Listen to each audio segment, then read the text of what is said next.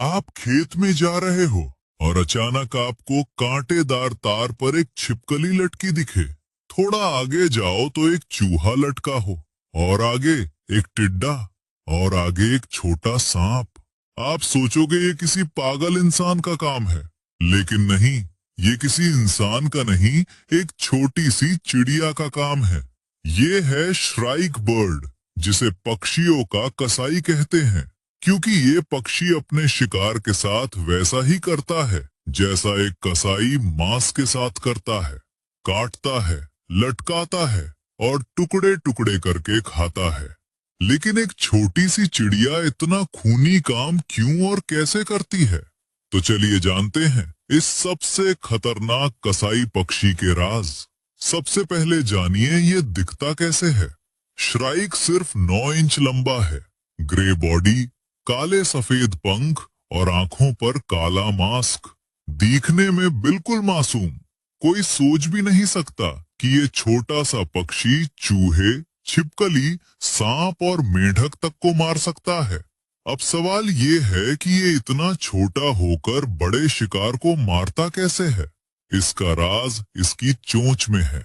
Shrike की चोंच बाज और फैल्कन जैसी मुड़ी हुई होती है, और इसमें एक खास नोच होती है जिसे टोमियल टूथ कहते हैं।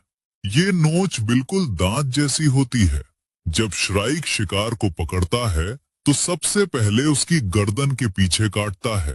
ये टोमियल टूथ सीधे रीढ़ की हड्डी में घुसता है और शिकार तुरंत लकवाग्रस्त हो जाता है। और अगर शिकार बड़ा हो तो श्राइक उसकी गर्दन पकड़कर अपने सिर को तेजी से दाएं बाएं झटका देता है।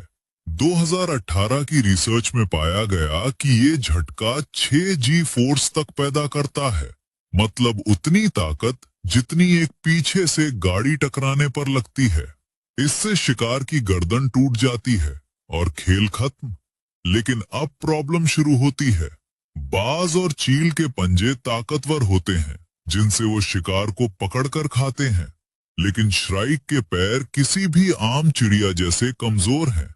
ये शिकार को पकड़कर टुकड़े नहीं कर सकता। तो इसने एक जुगाड़ निकाला। ये शिकार को उठाकर नजदीकी कांटेदार पेड़ या तार पर ले जाता है और वहां शिकार के शरीर को कांटे पर गाड़ देता है, बिल्कुल ऐसे जैसे कसाई मांस को हुक पर टांगता है। अब शिकार कांटे पर फंसा है, हिल नहीं सकता, और श्राइक आराम से अपनी मुड़ी चोंच से मांस के टुकड़े नोच नोच कर खाता है। लेकिन श्राइक शिकार को सिर्फ खाने के लिए नहीं लटकाता। इसके पीछे 4 और वजहें हैं। पहली वजह फूड स्टोरेज। श्राइक एक बार में सारा शिकार नहीं खाता।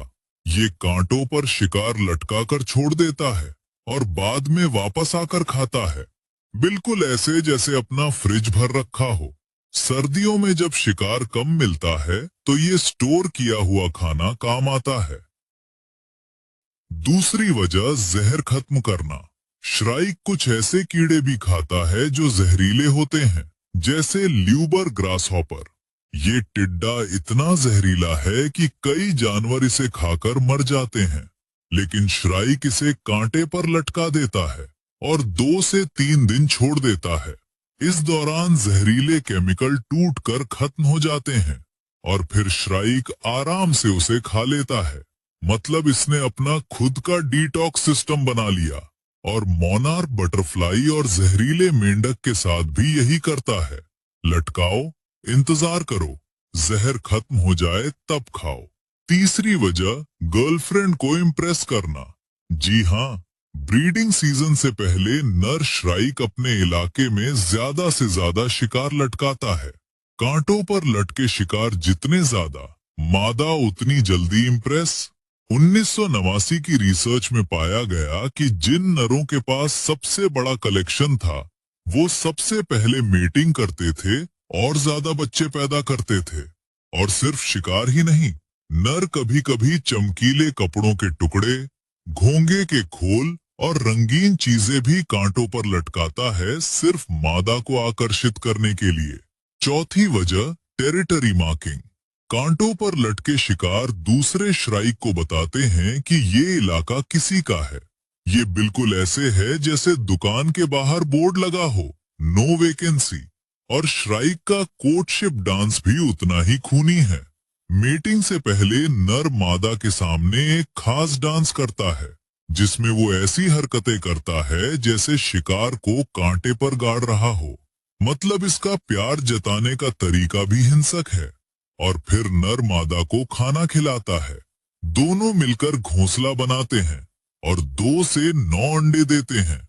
और एक मजेदार बात, श्राइक के बच्चे जब छोटे होते हैं तो वो पत्तों और तिनकों को उठाकर टहनियों पर गाड़ने की प्रैक्टिस करते हैं।